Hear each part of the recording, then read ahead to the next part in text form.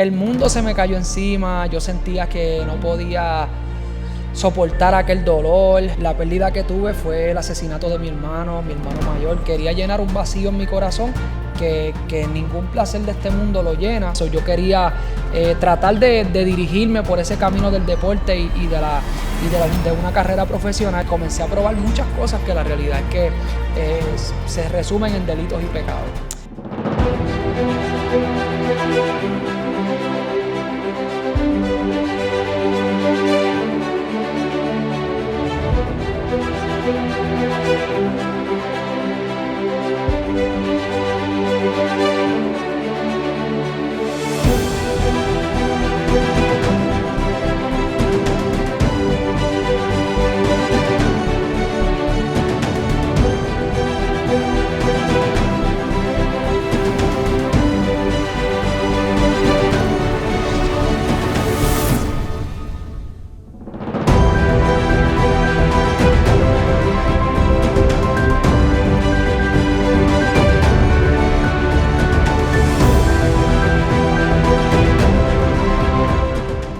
Dios les bendiga, sean todos bienvenidos a su canal de nuestro hermano evangelista Herbert Ruiz. Estaremos hoy en un conversatorio con nuestro hermano, conociendo más de su vida, de su ministerio, de su familia y cuál ha sido el éxito de su trayectoria. Estamos aquí transmitiendo desde Puerto Rico, la isla del encanto, y vamos a dejar a nuestro hermano con palabras de saludos para así comenzar en esta tarde del Señor. Dios le bendiga a todos en este día. Estoy contento de poder estar aquí compartiendo con todos ustedes. Si no estás suscrito, este es el momento de suscribirte, darle like a este video, que sé que va a ser de mucha bendición a miles de jóvenes y muchas personas que sé que serán edificadas.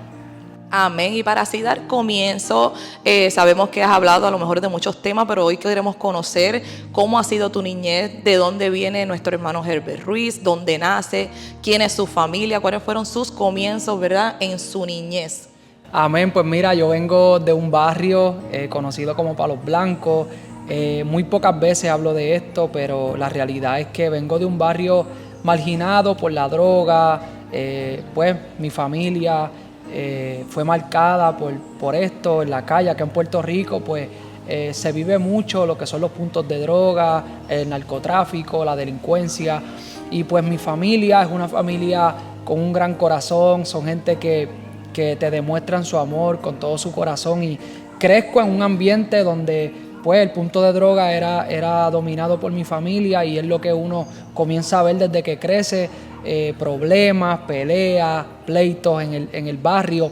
Pero nunca olvido que cuando venían esos tiempos de Navidad, esos días de noviembre, diciembre, cómo la familia compartía, cómo entre vecinos se amaban, se ayudaban. Pero crezco en ese ambiente y uno aprende algo que cuando comienzo a ver toda mi familia en mi niñez y comienzo a ver que todos tenían resultados negativos, unos ya estaban muertos, otros estaban presos y problemas en las calles. Entonces, cuando comienzo a crecer viendo todas estas cosas, pues quería tomar una decisión de poder estudiar, de poder salir adelante. Jugaba al baloncesto y tenía becas deportivas desde joven. Yo quería tratar de dirigirme por ese camino del deporte y de una carrera profesional. Pero cuando Cristo no está en el corazón, usted sabe que uno pues toma rumbos negativos y dice la Biblia que el que está en pecado no sabe a dónde va. Entonces así me dirigía mientras crecía en mi niñez, en mi adolescencia.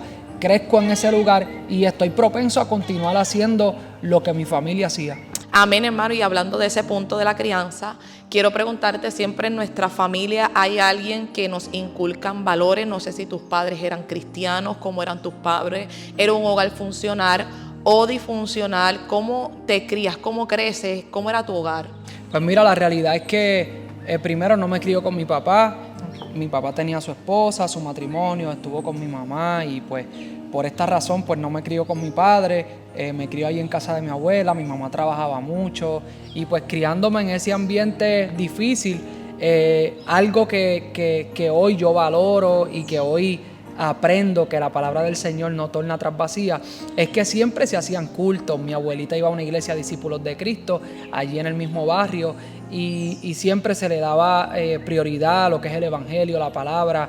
En casa se hacían cultos, y aunque allí había un ambiente demasiado difícil, mi familia era una familia pues en la calle muy respetada, se hablaba mucho de las cosas pues negativas que hacían, pero cuando se hablaba de la iglesia, cuando se hablaba de que viene un culto para acá, todo el mundo cerraba, todo el mundo quieto, todo el mundo, porque viene la iglesia, viene la palabra de Dios. Y siempre se respetó y se enseñó el temor a Dios. Y pues mi abuelita, como digo yo, nos llevaba a la iglesia a veces los domingos, pues obligado. Entonces teníamos que ir, a veces no queríamos llegar, pero esa palabra que se sembró en mi corazón dio fruto, y yo recuerdo siempre habían maestros que nos llevaban a un saloncito, nos enseñaban la palabra, y aunque uno no quería estar allí, esa palabra se metió en lo más profundo de nuestro corazón, y luego vimos los frutos, aunque pues siempre que uno crece en estas edades, son edades difíciles, y más cuando uno no tiene un hogar funcional. Cuando uno crece en este hogar disfuncional, viendo tantas cosas, pues uno, como le decía, quiere hacer lo bueno, pero no puede. Entonces cuando vienen esas edades, ya cuando uno entra a la high school, cuando uno pues quiere llegar a la universidad, aunque tú tienes una meta, aunque tienes un plan, aunque tienes un futuro por delante, la realidad es que comienza el enemigo a poner en tu corazón a que lo que tú viste cuando creciste es lo que tú vas a hacer en la vida. Entonces uno empieza a tener una batalla en su mente, una batalla de que tú quieres hacer lo bueno pero no puedes. Es como decía el apóstol Pablo, inspirado por el Espíritu, cuando él dice: cuando quiero hacer lo bueno y no lo hago, me doy cuenta que es el pecado que mora en mí. Y es lo que uno pasa en su juventud cuando uno no tiene a Cristo. Tú quieres hacer lo bueno pero no puedes. Tú tratas de ser bueno, tratas de salir adelante, tratas de ser un profesional, tratas de dirigirte por el deporte, pero el enemigo de las almas, que vino a robar, a matar y a destruir, siempre está ahí infundiendo temor, infundiendo maldad en tu corazón. Entonces en mi juventud pues comienzo a los placeres que uno comienza a gustar en la calle. Ella tenía carro, las becas deportivas las cogía para janguear, como decimos aquí en Puerto Rico, discotecas, prostíbulos, y comencé a probar muchas cosas que la realidad es que se resumen en delitos y pecados. Amén. Entonces podemos ver que sí comenzaste desde tu niñez y juventud, comenzaste a escuchar palabra a través de los cultos evangelísticos, la palabra que traían a tu comunidad, tu abuela que también era creyente en aquel momento, y podemos ver que aquí se cumple la palabra, porque más adelante vamos a estar hablando de cómo llega Cristo a tu vida y Dios te saca de las tinieblas a su luz admirable, y podemos ver que la palabra entonces de Dios no torna atrás vacía, donde dice en su palabra: instruye al niño en su camino, y aun cuando fuere viejo no se apartará de él. Y podemos ver el fruto hoy en tu vida de que la palabra de Dios no torna, ¿verdad?, atrás vacía, y que siempre, ¿verdad?, hay un pilar en la familia. Esas madres que hoy nos pueden estar viendo, esa abuelita, no te canses de pelear por ese hijo, por ese nieto, por ese familiar que está apartado, que lo ves lejos de los caminos del Señor, porque Dios en su tiempo contestará esa petición, y confiamos en esa palabra, que la palabra de Dios no tornará atrás vacía. Pero ya encerraste, ¿verdad?, lo que fue tu juventud en delitos y pecados, pero quiero que me profundices más qué tú hacías, ¿verdad?, en tu juventud para poder llegar a ese momento que tú dijiste: llegué demasiado bajo, yo necesito un cambio en mi vida, que Dios transforme mi vida, porque no puedo seguir en estos pasos, porque, ¿verdad?, conozco un poco de tu vida y sé que en el mundo tuviste una pérdida. No sé si nos quieras hablar, ¿verdad?, de esta pérdida que tuviste, porque esto es lo que se está enfrentando este mundo, esta juventud, para aquel que nos pueda estar viendo, ¿verdad?, sepa que en el mundo lo que hay es muerte, y lo que hay es violencia, y lo podemos ver en Puerto Rico hoy día. Y así que quiero que me digas qué fue lo que hizo, ¿verdad?, que el punto más bajo que llegaste, ¿verdad?, en ese mundo, que te dijo: yo quiero y necesito un cambio en mi vida. Amén. Si fue así, hermano, ¿verdad? Amén. La realidad es que la pérdida que tuve fue el asesinato de mi hermano mayor, con quien yo pues crecí, dormía, éramos bien apegados, y la realidad es que esto marcó mi corazón, pero de una manera terrible. Cuando nosotros crecemos así, como les decía, solamente nuestro Señor Jesucristo es quien puede intervenir en nuestra vida si nosotros pues le damos la oportunidad a que Él cambie nuestro corazón, cambie nuestro ser, le entregamos nuestra vida a Cristo. Es de la única manera que uno puede salir de ahí, es de la única manera que tú puedes escoger otro camino, que es el camino de la vida, el camino de la verdad. Y cuando uno va enfocado en hacer las cosas bien, pero Dios no está se cumple lo que dijo Cristo, que separado de mí nada puedes hacer. Entonces estamos tratando de salir de ahí, estamos tratando de ser diferentes, estamos tratando de marcar un antes y un después, de no ser igual que los demás, pero si Cristo no está, no se puede. Y así lo viví cuando entré a la universidad. Pues tengo una beca en la Universidad de Puerto Rico, digo, quiero jugar el deporte que he amado desde niño, el baloncesto, tengo la oportunidad, tengo los recursos, tengo las puertas abiertas y cuando me enfoco en eso, pues entro a la universidad y esa misma beca, ¿verdad? Que me sobraba, como decimos acá, pues la utilicé para el mundo. La utilicé para los placeres, la utilicé para salir a las calles, miércoles, jueves, viernes, sábado, domingo, las calles. Comencé a vivir una vida pecaminosa donde comencé a darme cuenta que quería llenar un vacío en mi corazón que ningún placer de este mundo lo llena, pero cuando estoy en mi juventud no entendía eso. Cuando comienzo a vivir de esta forma, comienzo pues a hacer cosas que no quería, comienzo a probar cosas que nunca había probado. Aunque me crié en un punto de droga, yo nunca fumaba, yo nunca usaba droga, mas sin embargo cuando comienzo a salir a la calle, cuando comienzo a salir al mundo, que el enemigo comienza a poner en mi corazón, vende droga, compra una libra y ponga a alguien a venderla, comienzo a maquinar todas estas cosas en mi corazón con el dinero que recibía para poder utilizarlo, y ahí comienzo ya a vivir con quien es mi esposa, que vivíamos desde jovencito. Ella pues fue mi novia desde la escuela y comenzamos a vivir juntos, y yo recuerdo que ella quedaba en casa y yo pues bajaba el carro apagado de mi casa y salía para que ella no se diera cuenta, metía la ropa en el baúl del carro, me iba para casa de mis amigos, allá nos vestíamos y nos íbamos, y a las 5 de la mañana yo llegaba bien mal. Y me comenzaba a sentir sucio. Ya yo entendía que Dios comenzó a tratar conmigo, me sentía bien mal, me sentía, cuando veía a mi esposa en casa, yo decía, tengo una mujer buena, ¿qué hago con mi vida? Me siento mal, estoy haciendo cosas que no quiero hacer, y el enemigo seguía infundiendo esa malicia, esa maldad, lo que habías visto, hazlo, tú puedes, lo vas a hacer bien, no vas a ser como ellos, tú lo vas a hacer mejor, y todos esos dardos de fuego venían a mi mente, a mi corazón, y cuando comienzo a hacer todas estas cosas, que me comienzo a sentir mal, ya Dios viene tratando conmigo. Ya yo tenía mis 21 años y mi hermano no había sido asesinado cuando yo estaba en la calle. Nosotros salíamos a la calle con otro primo de nosotros y yo digo, wow, a veces de tantos peligros que Dios nos libró. Cuando yo veo rapidito la vida de Moisés, que cuando Moisés aún era niño, por 3 meses su madre lo esconde, pero Moisés no sabía que Dios lo estaba librando de la muerte. Y Dios lo estaba librando de la muerte en muchas ocasiones, y aún sin él tener uso de razón, Dios lo libraba porque Dios tenía un propósito y un plan en su vida. Entonces así yo puedo visualizar ahora que el Señor me rescató, que me salvó, que estoy bien, que estoy vivo, que estoy en paz, que tengo al Señor en mi corazón. Veo que en muchas ocasiones Dios me libró de muchos peligros y digo, wow, Dios tiene misericordia de quien Él quiere tener misericordia y de aquel que decide entregarle su vida a Cristo. Y es ahí cuando, luego que me convierto al Señor, que podemos hablar también de la experiencia, pero luego que me convierto al Señor, viene el golpe y viene la mala noticia. Cuando recibo aquella llamada de mi tío que me dice, Herbert, mataron a Tuti. El mundo se me cayó encima, yo sentía que no podía soportar aquel dolor, no lo podía creer, y su hijo que estaba en casa, porque siempre, ¿verdad? Dios, pues como digo, tenía un plan, ¿verdad? Y yo lo vi siempre como mi hijo también, y estuve siempre en su vida desde que nació.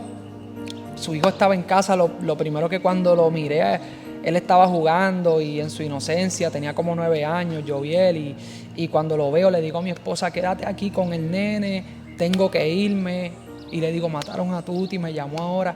Con un dolor en mi corazón, casi sin hablar, cogí las llaves del carro, me monté y me fui. Pregunté, ¿dónde? Me sentía bien mal. Me explicas que ya estabas convertido. No ¿Cuánto tiempo llevabas de convertido cuando llega la noticia de la muerte de tu hermano?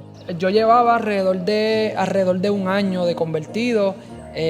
Cuando uno viene así del mundo, prácticamente uno está gateando, como decimos. Estaba un poquito resentido, fue un dolor demasiado fuerte. Digo yo, Señor, ahora que yo me convertí, Antes de yo estar en mi casa, de recibir la noticia, estábamos en la iglesia, estábamos orando, y obviamente esa era mi petición especial delante de Dios: salva a mi hermano, hay promesa, yo creo en el poder de la oración. Y luego llegar a casa con mi sobrino ahí, que es su hijo, y pues cogí las llaves del carro, como te decía, me monté y me fui. ¿Dónde está? ¿Dónde fue? Y cuando voy guiando estaba muy nervioso y paré en un negocio de un joven que conocía, que no le sirve al Señor, y pregunté por él, no estaba, y seguí guiando yo, y así Dios me ayudó. Llegué al lugar de la escena y pues rápido me encuentro con la policía, y la policía: ¿quién es él? Cuando alguien me ve que me conoce, me dice: ese es el hermano. Y hablaron con el sargento en la escena, y el sargento dijo: no lo dejes pasar porque puede dañar la escena. Y yo: déjenme pasar. Y le decía a los policías, pero me decían: no te podemos dejar pasar porque puedes dañar la escena y lo necesitamos. Entonces después de ahí pues salí, y pues hay cosas que quizás no pueda, ¿verdad? No pueda abundar ahora mismo, pero la realidad es que fue un dolor que me arrancaron algo de mi corazón. Como te dije, mi hermano, con su apego hacia mí, nosotros somos 3, nos decían los salvajes en casa, y mi hermano del medio que queda y yo, que soy el menor, siempre mi hermano mayor y yo teníamos esas guerras que uno tiene con los hermanos, y mi hermano mayor me decía: dale, y vete a correr, que yo te defiendo. Él y yo teníamos un apego bien serio, bien cercano, y dormíamos juntos. De verdad que fue algo que me marcó fuertemente, y puedo decir que ha sido la prueba más difícil que me llevó a mí a orar y a decirle a Dios: quita este dolor de mi corazón, porque ahí vienen las llamadas, ahí viene la gente a decir: ¿qué vamos a hacer? Tenemos todo, vamos a vengar la muerte, sabemos quiénes son. Cuando tú sabes todo y tú tienes todas esas herramientas, te llaman y te dicen: vamos a hacerlo. Y además uno no necesitaba a nadie, porque tú sabes que ese coraje y es el plan del enemigo, sangre por sangre. Entonces, pues nada, después de todas esas cosas, pues Dios trató conmigo en mi misma casa, donde mismo me convertí. La misma experiencia que tuve con Dios para salvación de mi vida fue el lugar que Dios usó para también calmarme, poner la paz en mi corazón, traer el perdón. Que la realidad es que nosotros aprendemos aquí que el que te maldice, bendícelo, el que te pide ir contigo una milla, ve con él 2. Y esa experiencia Aprendí que Dios tiene un plan, aprendí que a veces no entendemos las cosas que ocurren mientras somos cristianos, y aprendemos a acatar la voluntad de Dios sobre todas las cosas. Amén. Me decías antes de hablar de lo de tu hermano que estabas becado, que utilizabas la beca porque estabas en la calle, lo desperdiciaste el dinero y todo. Para hablarle, ¿verdad?, a los jóvenes que hoy día, porque, ¿verdad?, conozco de historias cercanas, tan cercana como mi esposo, que también tuvo que, ¿verdad?, dejar su beca, estaba becado, dejó el deporte pues por la calle, vamos a hablar, ¿verdad?, de las mujeres, aquello. También perdiste, como quien dice, el sueño de ser baloncelista o llegar un poco más lejos por la calle, perdiste toda esa oportunidad, tu sueño, por escoger estar en ¿sabes? Esto opacó el sueño de ser baloncelista también. Claro, sí, acuérdate que uno tiene sueños y metas en la vida, pero pues como te dije, se cumple la palabra que separado de Jesús no podemos hacer nada. Y yo creo que Dios tiene gente en cada lugar. O sea, no todos van a ser evangelistas, no todos van a ser pastores. Yo creo que van a haber atletas que van a predicarle a sus compañeros en diferentes equipos. O sea, a veces nosotros nos encerramos a que solamente vamos a predicar, solamente vamos a cantar, solamente vamos a ser ministros. Y no, yo creo que Dios tiene sus vasos en diferentes áreas, igual como en el gobierno, igual como en los deportes. Y así pues tenía un plan, tenía futuro. Incluso antes de convertirme tenía 20 años, jugaba una liga que es conocida aquí en Puerto Rico como Sub-25, que ya pagaban, ya yo cobraba por jugar. Tenía 20 años, tenía un futuro, me quedaban 5 años en esa liga, y ahí todos los jugadores que habían eran de profesional aquí en Puerto Rico, que le conocen como el baloncesto superior nacional. Eran menores de 25 años que ya jugaban el baloncesto superior nacional. Yo tenía un futuro y podía aprovecharlo por el talento, ¿verdad? Y seguir desarrollándome como jugador. Pero pues como te decía, yo aprendí muchas cosas, y eso que aprendí, que vi desde niño, pues era lo que me estaba inclinando. Sin darme cuenta, ya no estaba estudiando. Yo entré por ingeniería civil en la universidad, y el primer examen yo recuerdo que era en cuestión de la ingeniería, en la base de lo que iba a estudiar. El primer examen, en los que saben, era en AutoCAD. Tenía que hacer un parque de pelota en AutoCAD con las medidas. Ya a mí no me interesaba nada de eso. Llevaba quizás un mes, 2 meses en la universidad y ya no me interesaba nada. Ya no quería estudiar, ya lo que quería era la calle. Y ya me estaba comenzando a involucrar en eso. Obviamente hasta que en esos momentos Cristo llega a mi vida. Amén. O sea que podemos ver y aconsejar a los jóvenes que deben de seguir mejor su sueño, porque en el mundo lo que tenemos es pérdida. Entonces no podemos lograr los objetivos que tenemos laborales, deportivos, y vemos que el enemigo lo que vino, como dice en su palabra, es a robar, a hurtar y a destruir, porque es lo que hace, nos roba los sueños, nos roba las pasiones y todos los anhelos de nuestro corazón. Pero también podemos ver que Dios es un Dios de propósito, que muchas cosas en nuestras vidas acontece porque Dios tiene un plan más allá de lo que nosotros podamos pensar. A veces nosotros nos estructuramos de una manera y creamos un futuro a lo que nosotros podamos pensar, y vemos que Dios cambia nuestros planes para de una manera, ¿verdad?, positivo. Y ahora queremos conocer cómo tuviste esa experiencia, ese encuentro con Dios, que como te decía hace unos minutos atrás, que dijiste ya basta, necesito a Jesús, porque Dios se manifiesta de diferentes maneras. Hay unos que Dios llama, hay otros que Dios le predica, hay otros que Dios se les revela en el cuarto, no tiene que venir nadie a predicarle.